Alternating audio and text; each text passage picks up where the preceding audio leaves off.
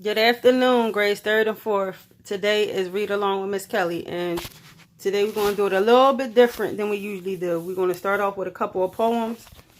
The first poem is a poem by Shel Silverstein, and the poem goes like this.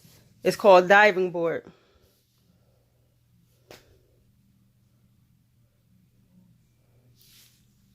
You've been up on that diving board, making sure that it's nice and straight.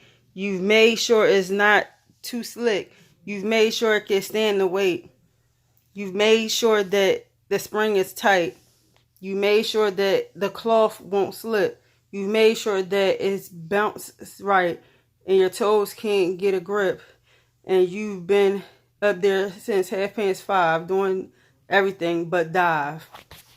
All right, the next one is a poem by Langston Hughes, and this one is called Dreams. Hold fast to dreams, for if dreams die, life is a broken-winged bird that cannot fly. Hold fast to dreams, for when dreams go, life is a barren field frozen with snow. Alright, so now we're going to do chapter 10 of Attack of the Shark-Headed Zombie. Alright, so here we go. Chapter 10. Battle of the Garage. As if you don't know, this is the book that we're reading, Attack of the Shark-Headed Zombie. Alright, chapter 10. The Battle of the Garage. While Keats had been running down the last hallway, the zombie must have gotten back up to the attic. Then it busted through the attic floor to the garage. Now the zombie was circling Henry. Coming closer and closer to the bed, standing on the mattress, Henry looked as if he was stuck on a raft with a hungry shark swimming around him.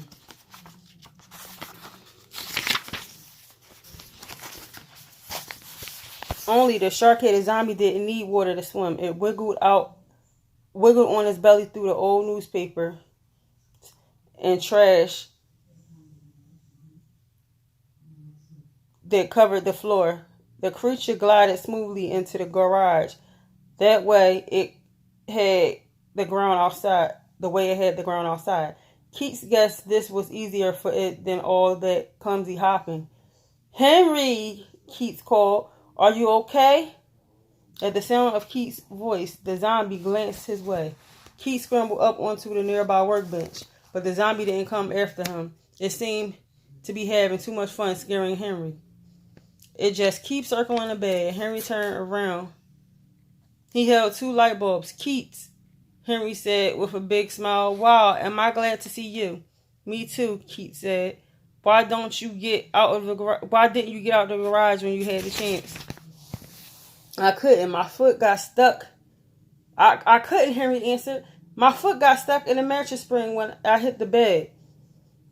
I just got it free when that thing showed up. As if hearing his name, the zombie's head popped out of the trash. His jaw stepped in the air near Henry. Watch out, Keats yelled. Henry threw a light bulb at the zombie. It ducked back under the garbage and the bulb shattering against a rusty lawnmower. I've been holding the zombie back with the light bulbs, Henry explained. It's scared of them for some reason, but most of them broke when I fell. Keats nodded. Toss me the light bulb, he shouted. I'll put it in the wine and say the spell. Up on the workbench, she was about 15 feet away from Henry. Okay, Henry said, but don't drop it. It's the last one. Henry got ready to throw. Just then, the shark-headed zombie bumped the bed. If Henry had thrown the bulb, it would have shattered on the floor. Henry was about to try another toss when the zombie rammed the bed again. This time it hit the bed so hard that Henry fell over on the mattress. He quickly got back to his feet. Did the ball break? Keats asked. No, it's okay, Henry said, but the zombie isn't going to let me get a good throw. All right, Keats said. I'll toss the wine to you.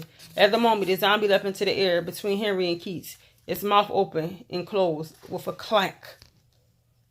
It hit the floor and kept wiggling around the bed. Don't throw the wine, Henry shouted. The zombie will catch it. I think he can understand what we're saying. Henry's mind raced. Without the bulb, he couldn't make the wine work. What could they do? The zombie circles grew even smaller. Now it was chewing through the edges of the mattress. Bits of stuffing and feathers flew into the air.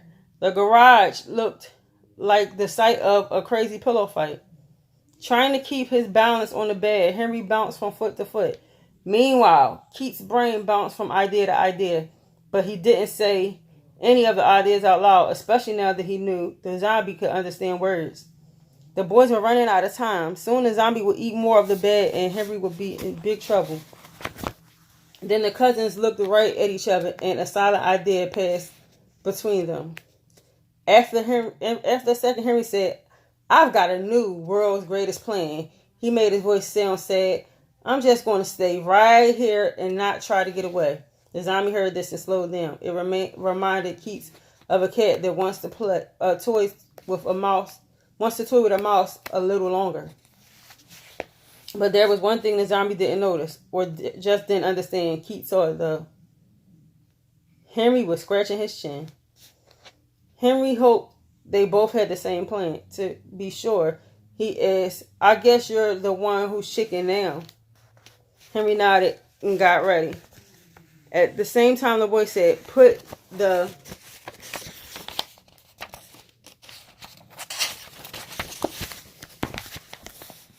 cluck right up there on it, or the yolk will hit our hair." Blip, blip. 2 chickens popped into the air around the zombie, flapping their wings.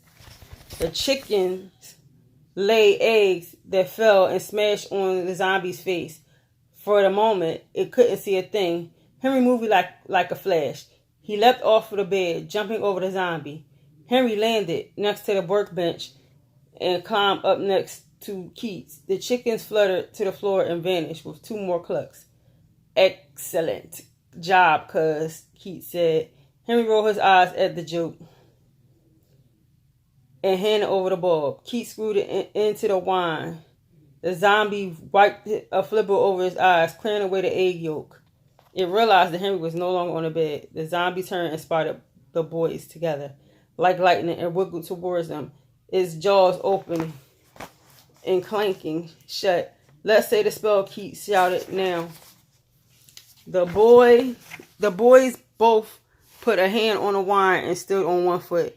They waved the wine at the zombie. Together they said, "Pause the snapping jaws," and zapped the zombie from is to was. The zombie was just inches away. They waited a heartbeat for something to happen. And this time something did. Kablam! A bright light shot out of the wine, knocking the boys back against the wall. The light hit the zombie with a sizzling sound. There was a rush of air too. It was as if someone had just opened a window in the middle of a hurricane. The boys squeezed their eyes shut against the blast. When they opened them, the creature was gone. The shark-headed zombie had been zapped. Alright, so that's the end of chapter 10. And as I said, we'll be doing, we were just doing 1 chapter today, and we're going to do a couple of poems. I already did 2, so I'm about to do another one. Another couple of poems for you. Alright, the next Langston Hughes one is called American Heartbreak. I am the American Heartbreak, rock on with which freedom steps its toe. The great mistake that Jamestown made long ago. And here's another one called Harlem. What happens to a dream deferred? Does it dry up like a raisin in the sun, or fester like a sore and then run? Does it stink like rotten meat, or crust and sugar over like a syrupy sweet? Maybe it just sags like a heavy load, or does it explode? Alright, so let's see. We're going to find another.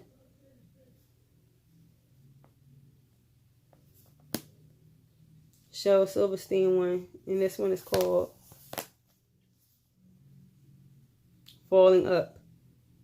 I tripped on my shoelace and I flew up to the rooftops, up over the town, up past the treetops, up over the mountains, up where the colors blend into the sounds. But I got so dizzy when I looked around. I got sick to my stomach and threw down.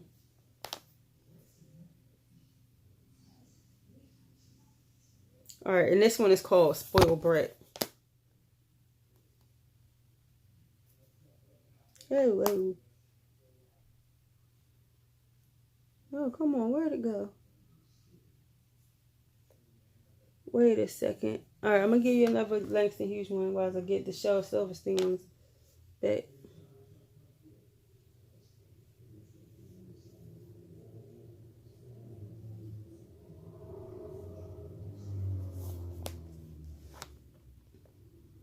All right, so here's another one, another Langston Hughes one. This one is to WD. This is called Negro Speaks of Rivers, and it's to and this is sent to W.D. Du Bois. I've known rivers, I know rivers, ancient as the world and older than the flow of human blood and human veins. My soul has grown deep like the rivers. I bathed in Euphrates when dawns were young. I built my hut near the Congo. It lulled me to sleep.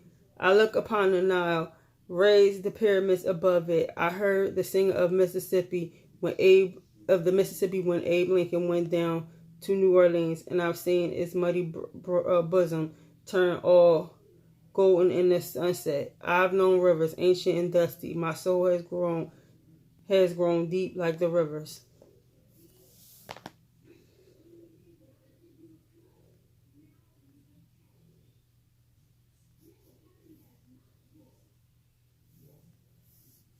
All right. I'm trying to find one of my favorite ones that maybe y'all can relate to a little bit.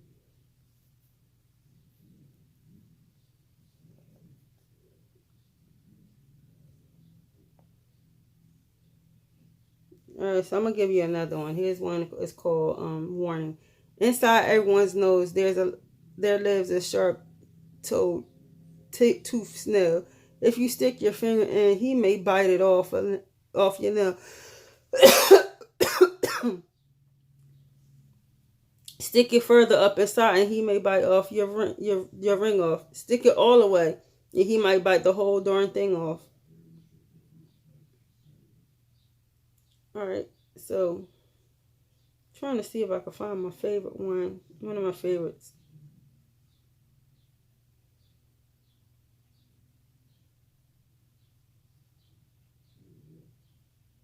And this one may be funny for y'all.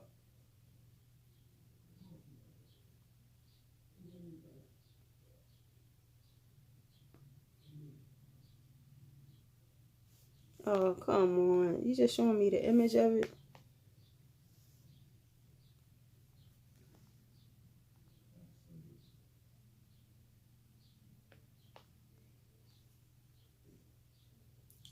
Alright, so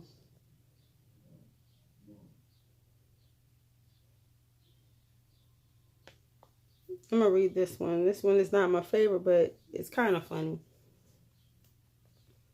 It's called Us. Me and him and me. We're always together, as you can see.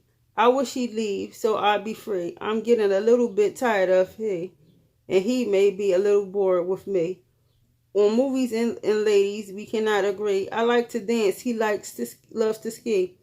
He likes the mountains. I love the sea. I like hot cold chocolate. He wants his tea.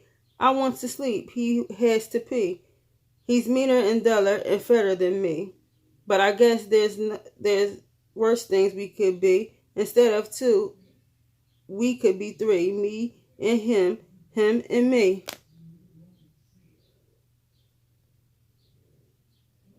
Yeah, I'm trying to see if I can find that one poem for y'all.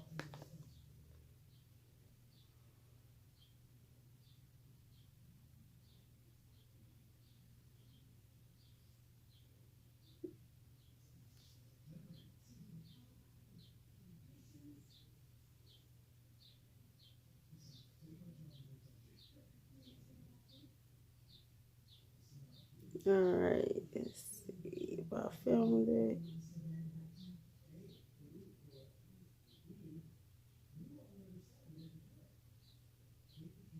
Come on. Y'all don't want me to read this to the kids? I don't know how to do it. All right. Give me 1 second.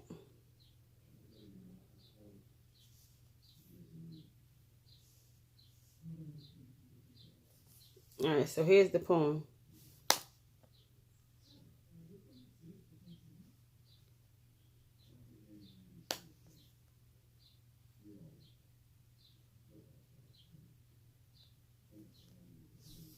All right, so here's the poem for y'all. One sister for sale, one sister for sale, one crying and spying your sister for sale. I'm really not kidding. So who'll start the bidding? Do I hear $1, a nickel, a penny? Oh, isn't there any one kid that will buy this old sister for sale? This crying and spying young sister for sale. It's one of my favorites because I think it's just funny, like the fact that your brother is so sick of you that he want to get rid of you. But that was the last poem I was going to read to y'all. And those poems were by Langston Hughes and Shel Silverstein. And the assignment for today is 1, a summary of what we read. 2, a prediction for the next chapter for the book we read. 3, what was your favorite poem we read and why? 4, write a poem of your own. And 30 minutes of math on Splash Learn or Prodigy. And 15 minutes of reading on ReadWorks. And that's the lesson for today. Leave a comment down below to let me know that you were on. Thank you. Bye.